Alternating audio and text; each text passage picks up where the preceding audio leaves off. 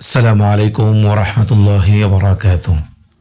আলহামদুলিল্লাহি ওয়াহদা ওয়াসসালাতু ওয়াসসালামু আলা মান লা নাবিয়্যা বা'দা আম্মা বা'দ। প্রিয় ভাই বন্ধুগণ, আমি আজকে আপনাদের সামনে ধৈর্য ধারণের উপায় কি এবং ধৈর্য ধারণ না করার কারণে কি সমস্যা হয় এ বিষয়ে সংক্ষিপ্ত আলোচনা করব। ধৈর্য একটি গুরুত্বপূর্ণ অংশ মানুষের জীবনের। কারণ হচ্ছে অনেক সময় সফলতার দ্বার প্রান্তে পৌঁছার পরেও অধৈর্য হয়ে যাওয়ার কারণে মানুষ ব্যর্থতায় পতিত হয় এবং ব্যর্থতাকে ডেকে নিয়ে আসে। আবার অনেক সময় দীর্ঘ 10 বছর, 15 বছর, 20 বছর ধৈর্য সহকারে সংসার করার পরেও একবার বা কোনো এক সময়ের অধৈর্যের পরিচয় দেওয়ার কারণে বড় বিপর্যয় পরিবারে নেমে আসে। এই জন্য আমাদের জীবনের প্রতিটি ক্ষেত্রে, চাই সেটা সাংসারিক জীবন হোক, কর্মজীবন হোক, শিক্ষা প্রতিষ্ঠান হোক, শিক্ষাক্ষেত্রে হোক, ছাত্র জীবন হোক, সকল ক্ষেত্রে ধৈর্যের পরিচয় দেওয়াটা একটা বুদ্ধিমানের পরিচয় এবং ধৈর্যের মাধ্যমে সফলতা অর্জন করা সম্ভব হয়। নবী করিম সাল্লাল্লাহু আলাইহি ওয়াসাল্লাম সবসময় দোয়া করতেন, আল্লাহুম্মা জাআলনি সাবুরা, হে আল্লাহ আপনি আমাকে ধৈর্যশীলতার কাতারে রাখেন, যেন আমি ধৈর্যের পরিচয় সবসময় দিতে পারি। আল্লাহ রাব্বুল আলামিন সূরা বাকারার 250 নম্বর আয়াতে আমাদেরকে শিক্ষা দিয়েছেন, রব্বানা গফির আলাইনা সবরান ওয়া সাব্বিত আকদামানা। এই যে আল্লাহ রাব্বুল আলামিন শিক্ষা দিলেন, যে এখানে আল্লাহ তাআলা আমাদেরকে এটা বলা শেখাচ্ছেন যে হে আল্লাহ আপনি আমাদেরকে সবরের উপর থাকার তৌফিক দান করেন। তো এই যে বিষয়গুলো এর মাধ্যমে আল্লাহ তাআলা চাচ্ছেন যেন বান্দা ধৈর্যশীল হন। শুধু তাই না, আল্লাহ তাআলা ঘোষণা করেছেন অবাশশিরিস সাবিরিন, যারা ধৈর্যশীল তাদের জন্য সুসংবাদ রয়েছে। অন্যত্র আল্লাহ তাআলা বলেছে ইন্নাল্লাহা মাআস সাবিরিন, যে যারা ধৈর্যশীল হয় সেই সকল বান্দার সাথে আল্লাহ তাআলার দয়া এবং রহমত থাকে। সুতরাং এই ধৈর্যের গুণ আমাদের ভিতরে আনা উচিত। এই ধৈর্যের গুণ কিভাবে আমার আপনার মধ্যে আসবে, এর কয়েকটি পলিসি এবং পদ্ধতি আছে, আমি এক এক করে বলছি। নাম্বার 1 হচ্ছে আল্লাহ তাআলার কাছে দোয়া করা, বেশি বেশি করে দোয়া করা যেন আল্লাহ রাব্বুল আলামিন আমাকে আপনাকে ধৈর্যের তৌফিক দান করে। হুজুর আকরাম সাল্লাল্লাহু আলাইহি ওয়াসাল্লামের স্ত্রীদের মধ্যে একজন স্ত্রী ছিলেন উম্মে সালামা রাদিয়াল্লাহু আনহা। তো উম্মে সালামা রাদিয়াল্লাহু তাআলা আনহার অন্যত্র বিবাহ হয়েছিল, তার নাম ছিল আবু সালামা। তো আবু সালামা মারা যাওয়ার পর উম্মে সালামা রাদিয়াল্লাহু আনহা আল্লাহ তাআলার কাছে দোয়া করেছিলেন, ধৈর্য ধরেছিলেন। তো এই ধৈর্যের কারণে, দোয়ার কারণে আল্লাহ রাব্বুল আলামিন তার থেকেও আবু সালামার চেয়েও আরো উত্তম স্বামী অর্থাৎ হুজুর আকরাম সাল্লাল্লাহু আলাইহি ওয়াসাল্লামের মতো একজন স্বামী তাকে মিলিয়ে দিয়েছেন। এই জন্য বিপদ আপদের সময়, মুসিবতের সময় ধৈর্য ধারণ করা, আল্লাহ তাআলার কাছে দোয়া করলে আল্লাহ তাআলা আরো বেশি ধৈর্য বাড়িয়ে দিবেন এবং ভালো ফলাফল আল্লাহ তাআলা দিবেন।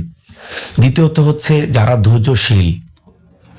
ধৈর্যশীল ব্যক্তি যারা আছে তাদেরকে অনুসরণ করা, অনুকরণ করা, তাদের সাথে সময় কাটানো। আপনি দেখবেন আপনার ভিতরে যদি ধৈর্য কমও থাকে, কিন্তু আপনি যদি এমন মানুষের সাথে চলাফেরা করেন যার ভিতরে ধৈর্য ভালো এবং সব কিছুকে সে ঠান্ডা মাথায় হ্যান্ডেলিং করতে পারে, সমাধা করতে পারে, তাহলে দেখবেন আস্তে আস্তে সেই গুণ আপনার মধ্যেও চলে আসবে। এই জন্য ধৈর্যশীলদের সাথে উঠা বসা করা চাই। 3 নম্বর হচ্ছে হযরত হাকিম আক্তার সাহেব রহমতুল্লাহ আলাই, করাচির হযরত, তিনি তার বইয়ের মধ্যে লিখেছেন যে আপনার যদি কখনো দাঁড়ানো অবস্থায় রাগ আসে, ক্রোধ আসে, তাহলে আপনি বসে পড়ুন। আপনি যদি বসা অবস্থায় কারোর সাথে ঝগড়া হয় এবং ক্রোধ চলে আসে, তাহলে কিছু সময়ের জন্য আপনি শুয়ে পড়ুন। উদ্দেশ্য হলো উনি এটা বোঝাতে চেয়েছেন যে যখনই রাগ আসবে তাৎক্ষণিক অ্যাকশনে না যাওয়া, বরং পরবর্তীতে অ্যাকশনে যাওয়া। এটা অনেক বড় একটা উপকারের বিষয়।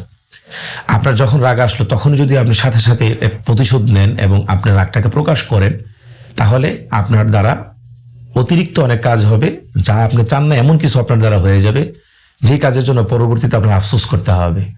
এই জন্য নিয়ম হলো যখন রাগ আসবে তাৎক্ষণিক সিদ্ধান্ত না নিয়ে যে ভাই আমি আপনার সাথে একটু পরে কথা বলবো, যখন আপনার রাগ থেমে যাবে তারপর যদি তার সাথে আপনি কথা বলেন এবং এই বিষয় নিয়ে আলোচনা করেন, দেখবেন অনেকটাই সুন্দর হবে এবং আগের চেয়ে অনেকটাই ভালোভাবে তার সাথে কথা বলতে পারবেন। এই জন্য রাগ আসলে নিয়ম হলো তাৎক্ষণিক অ্যাকশনে না যাওয়া, বরং একটু সময় নেওয়া। রাগ দূর করার জন্য বা ধৈর্য বাড়ানোর জন্য আরেকটি উপায় হলো যে আউযু বিল্লাহি মিনাশ শাইতানির রাজিম পড়া। যখন আপনার রাগ আসবে বা ঝগড়ার একটা পর্যায়ে গিয়ে আপনার মনে হবে যে আমি উত্তেজিত হয়ে যাচ্ছি, তখন নিজে নিজে আউযু বিল্লাহি মিনাশ শাইতানির রাজিম পড়া। এভাবে করলেও রাগ চলে যায়। একইভাবে দেখবেন যে অনেক সময় পরিবারের মধ্যে স্বামী স্ত্রীর মধ্যে এরকম হয়, হয় স্ত্রী খুব রাগান্বিত থাকে অথবা স্বামী খুব রাগান্বিত থাকে।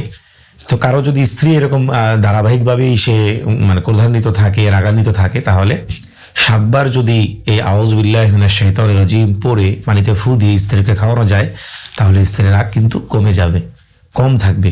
একইভাবে যদি এরকম বদমেজাজি স্বামী ঘরে থাকে, তাহলে স্ত্রীরা চাইলে এই কাজটা করতে পারেন যে পানির মধ্যে আউযু বিল্লাহি মিনাশ শাইতানির রাজিম পরে ফু দিয়ে 7 বার পরে ফু দিয়ে তারপরে হচ্ছে স্বামীকে পান করাবেন, খাইতে বলবেন। তবে তাকে দেখানোর প্রয়োজন নাই, কেউ কাউকে দেখাবেন না, দেখাইলে সে হয়তো অন্য কিছু মনে করতে পারে।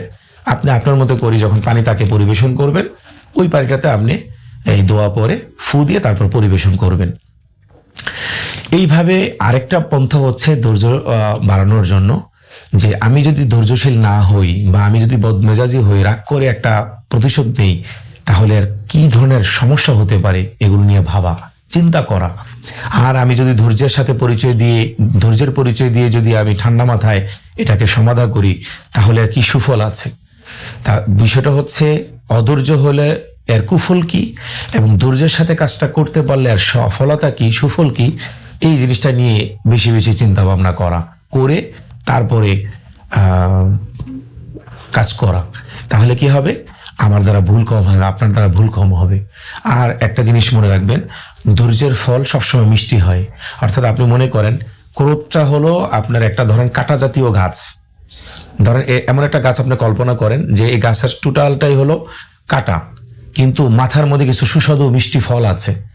এখন আপনি যদি সেই মিষ্টি ফল আহরণ করতে চান, তাহলে কিন্তু আপনার এই কাঁটাগুলোকে মানে ধৈর্যের সাথেই হ্যান্ডেলিং করতে হবে এবং আগাইতে হবে, তাহলে কিন্তু আপনি মিষ্টি ফলটা পাবেন। এরকম আপনি যদি ধৈর্যের সাথে যদি আপনি কাজটাকে করতে পারেন, তাহলে পরবর্তীতে ঠিকই আপনি একটা মিষ্টি ফল পাবেন। আর ওই মিষ্টি ফল পাওয়ার জন্য অবশ্যই আপনার এই স্যাক্রিফাইসটুকু করতে হবে। এই জন্য যারা ধৈর্যশীল হয় তাদের শেষটা কিন্তু ভালো হয়, আর শেষ ভালো যার সব ভালো তার। এই জন্য আমি আশাবাদী আপনার সকল কাজ ধৈর্যের সাথে চিন্তা করে ভাবনা করে করবেন, এবং একটা অঘটন ঘটার পরে আর চিন্তা করবেন না, তাহলে কোনো লাভও হবে না। আল্লাহ রাব্বুল আলামিন আমাদেরকে সবরে জামিল ইখতিয়ার করার তৌফিক দান করুক। নবী রাসূলদেরকে আল্লাহ তাআলা অনেক পেরেশানি দিয়েছেন, তারপরেও তারা ধৈর্যের পরিচয় দিয়েছেন, তো তারা উত্তীর্ণ হয়েছেন। আমরাও যেন উত্তীর্ণ হতে পারি সেই তৌফিক আল্লাহ তাআলা দান করেন। ওমা তৌফিক ইল্লা বিল্লাহ। আসসালামু আলাইকুম ওয়া রাহমাতুল্লাহি ওয়া বারাকাতুহু।